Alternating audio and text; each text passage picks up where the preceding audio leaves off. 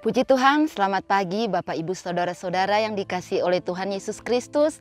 Salam sejahtera buat kita semua dimanapun kita berada. Puji Tuhan, renungan pagi hari ini terambil di dalam Mazmur pasal 92 ayat yang ke-13. Orang benar akan bertunas seperti pohon korma. Mengapa pemazmur mengatakan bahwa orang benar akan bertunas seperti pohon korma? Saudara, pohon korma banyak dijumpai di Timur Tengah dengan kondisi tanah yang kering, gersang, tandus, dan sering dihantam badai gurun yang dahsyat. Petani di Timur Tengah menanam biji korma, bijinya ditaruh cukup dalam di dalam tanah.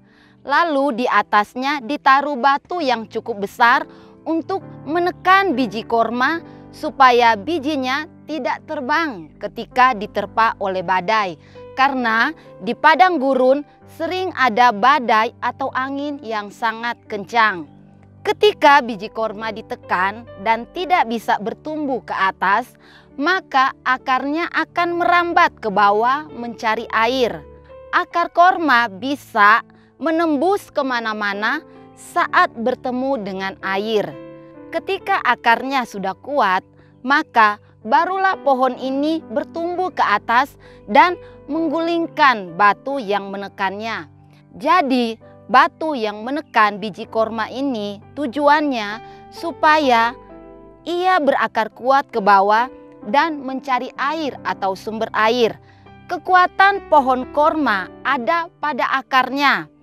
Akar pohon korma bisa mencapai puluhan meter, ya. Jadi memang ketika ditanam, pohon korma memerlukan proses yang cukup lama, bisa berbulan-bulan lamanya. Sehingga ketika berbuah, buah korma sangat banyak dan pohon korma menghasilkan buah yang mengandung nutrisi dan vitamin yang sangat tinggi. Buah ini juga menjadi makanan yang memberi kekuatan dan kesehatan. Buah korma juga sangat manis. Marilah kita belajar dari pohon korma.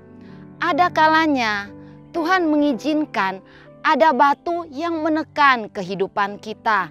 Entah itu persoalan, masalah, ada banyak tekanan-tekanan yang Tuhan izinkan untuk menekan hidup kita. Tuhan menginginkan kita agar kita berakar di dalam Tuhan. Agar ketika tekanan yang kita alami, kita mencari Tuhan. Firman Tuhan katakan di dalam Kolose 2 ayat 7, hendaklah engkau berakar di dalam Dia, di dalam Yesus, dan dibangun di atas Dia. Ketika kita berakar kuat di dalam Tuhan, maka seperti pohon korma, dia akan tumbuh ke atas dan bisa menggulingkan, menggeserkan batu yang menekannya. Saudara, di dalam perjanjian lama ada tokoh Daud. Ketika Daud diurapi menjadi raja, Daud tidak langsung menjadi raja. Ada banyak persoalan, masalah, tekanan yang Daud harus alami. Ketika Saul membenci Daud, maka Saul merencanakan hal yang jahat kepada Daud. Saul ingin membunuh dan beberapa kali Saul mencoba untuk membunuh Daud.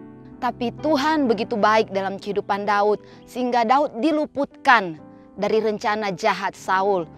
Daud ketika dia telah diurapi menjadi raja, dia tidak langsung mengklaim kepada Saul, Saul saya adalah raja yang diurapi oleh Tuhan melalui Samuel.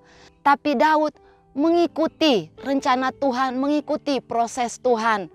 Daud menjadi buronan, Daud dikejar-kejar oleh Saul dan pasukannya. Tapi saudara lihat, di dalam tekanan, di dalam persoalan yang Daud alami, Daud menjadi pribadi yang kuat. Daud menjadi pribadi yang kokoh di dalam Tuhan.